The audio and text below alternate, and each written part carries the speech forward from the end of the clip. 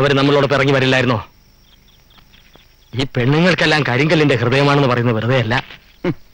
നാണം കിടത്തി കല്യാണപ്പന്തലിൽ നിന്ന് ഇറക്കി വിട്ട അവസ്ഥയിലായി പോയില്ലേ നമ്മള്?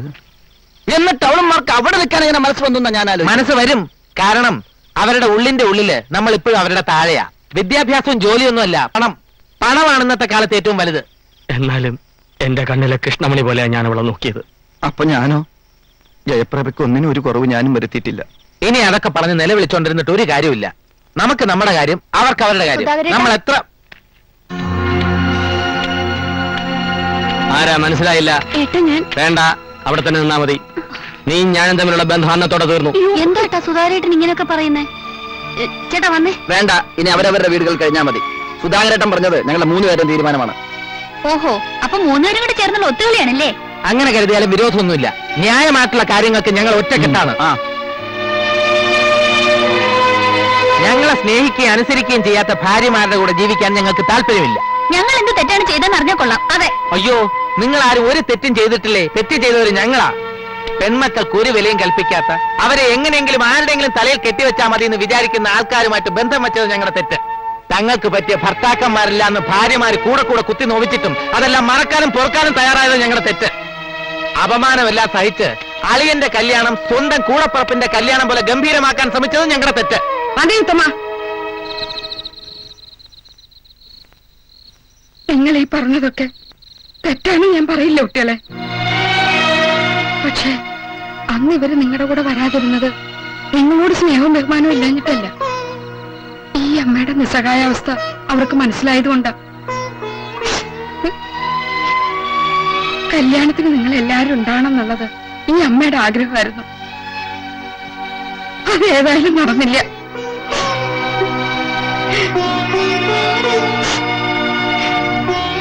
മക്കളും മരുമക്കളും എന്നുള്ള വ്യത്യാസം എനിക്കില്ല. നിങ്ങളെല്ലാവരും എന്റെ മക്കൾ തന്നെയാണ്.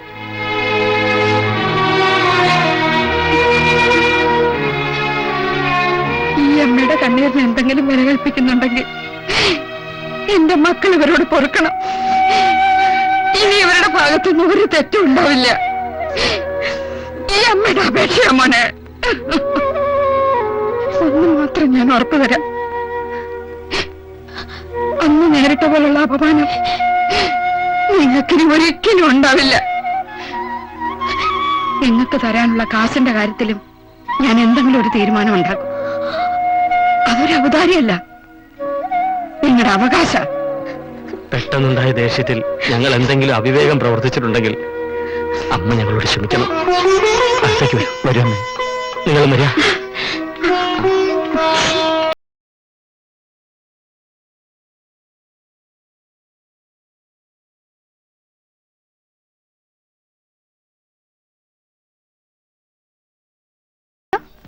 എല്ലാ ചുമതലകളും അജയേട്ടനെ ഏൽപ്പിച്ചിരിക്കുകയാണെന്ന്. മാത്രമല്ല, ഡാഡി എല്ലാ സ്വത്തുക്കളും നമ്മുടെ പേരിൽ എഴുതി വെക്കാൻ പോവാ. അതുകൊണ്ട് അജയേട്ടനോട് ഒരു കാര്യം പറയാൻ എന്നെ ഏൽപ്പിച്ചിരിക്കുക. എന്ത് കാര്യം? പറയട്ടെ, ദേഷ്യപ്പെടില്ലല്ലോ? ഇല്ല, പറഞ്ഞോ. ആ ഫ്ലാറ്റിന്റെ പണിയൊന്നും തീർന്നു കിട്ടാത്ത ടെൻഷന്റെ ഡാഡി ഇപ്പോ. അതെന്താ തീരാത്തത്? എങ്ങനെ തീരാനാ? അതിനിടയിൽ ഡാഡി എന്റെ പേരിൽ ഒരു എസ്റ്റേറ്റ് വാങ്ങിച്ചു. അതുകൊണ്ടാ ഇത്ര പെട്ടെന്ന് ഫിനാൻഷ്യൽ ടൈറ്റ് വന്നത്. പാവം ഡാഡി ലോണിന് വേണ്ടി ഓടി നടക്കുക. ബാങ്കുകാർക്ക് എസ്റ്റേറ്റിന്റെ ഡോക്യുമെന്റ് മാത്രം പോരാത്ര. അതിനിപ്പോ എന്താ ചെയ്യാ? അജയേട്ടൻ വിചാരിച്ചാലും ചില കാര്യങ്ങളൊക്കെ നടക്കും. ഞാൻ വിചാരിച്ചല്ലോ. എങ്ങനെ? അതൊക്കെ ഉണ്ട്, പറയാം. നീ ആ ലൈറ്റ് അണക്കി, സമയങ്ങളാണ്.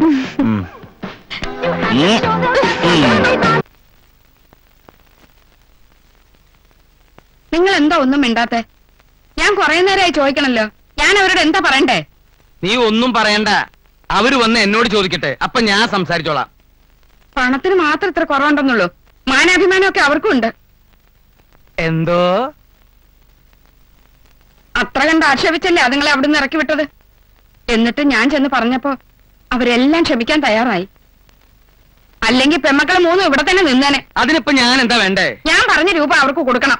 രൂപ എന്ന് പറയുമ്പോ 1ഉം 2ഉം അല്ല, 3 പേർക്കും കൂടി 3 ലക്ഷം കൊടുക്കണ്ടേ? ഇത് ഞാൻ എവിടെ നിന്നുണ്ടാക്കും? മാത്രമല്ല, അജയന് ചില പുതിയ പദ്ധതികളൊക്കെ തുടങ്ങാനുള്ള പരിപാടി ഉണ്ട്. ഞാൻ അവനെ സഹായിക്കാന്ന് വാക്കും കൊടുത്തു. അതിന്റെ ഇടയില് നോക്കട്ടെ, എന്താ വേണ്ട വെച്ച് ചെയ്യാം. നീ പോയി ചായ എടുത്തുണ്ടോ?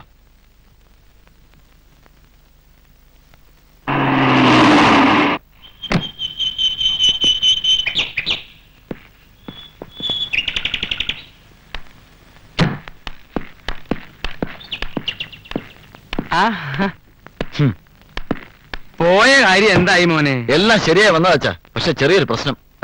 ലോൺ പാസ്സാവണമെങ്കിൽ എന്റെ ഫിനാൻഷ്യൽ ബാക്ക്ഗ്രൗണ്ടിനെ പറ്റി ബാങ്കിന് ബോധ്യമാണോ അത്രേ? ഒരു വിശ്വാസത്തിന് വേണ്ടി മാത്രം. അതെ, ബാക്കിയൊക്കെ ഡാഡി ശരിയാക്കിക്കോളും. അതിന് ഞാനിപ്പോ എന്താ വേണ്ടേ? നമ്മുടെ ഈ പ്രോപ്പർട്ടി എന്റെ പേരിലാണെന്ന് അവരെ കാണിക്കണം. അതിനെന്താ ബുദ്ധിമുട്ട്? നീ പോയി കടലാസും കാര്യങ്ങളൊക്കെ എടുത്തിട്ട് വാ. എവിടെയാ വേണ്ടേന്ന് വെച്ചാൽ ഞാൻ ഒപ്പിടാം. എല്ലാം ഞാൻ കൊണ്ടുവന്നിട്ടുണ്ട്. എന്നാ എടുക്കടാ.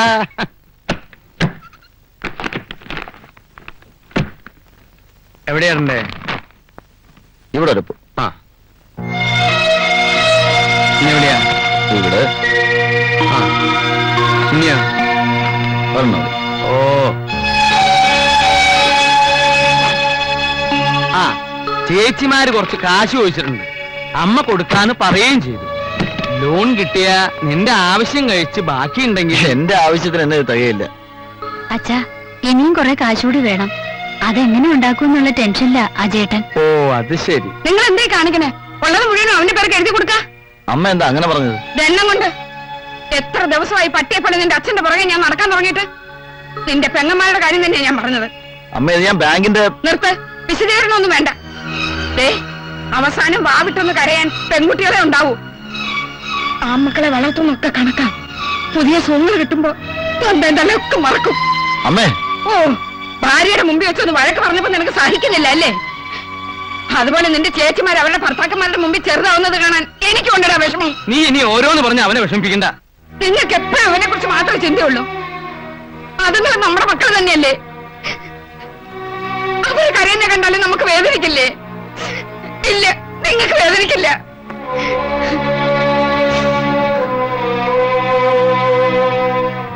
പണ്ട് മുതലേ ഉണ്ട് ഈ തരംതിരിവ്.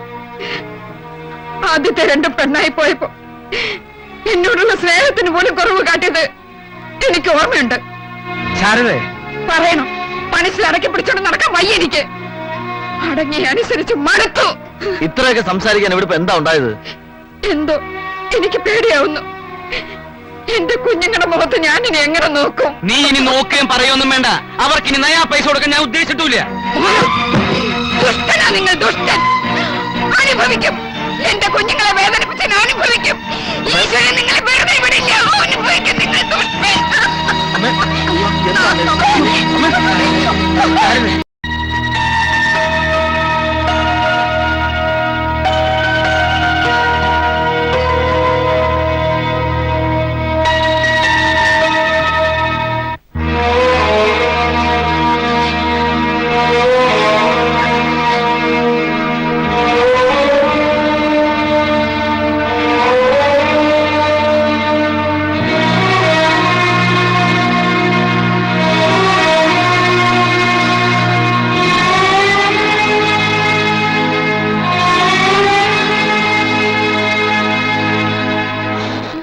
ഇങ്ങനെയുണ്ട് ഡോക്ടർ.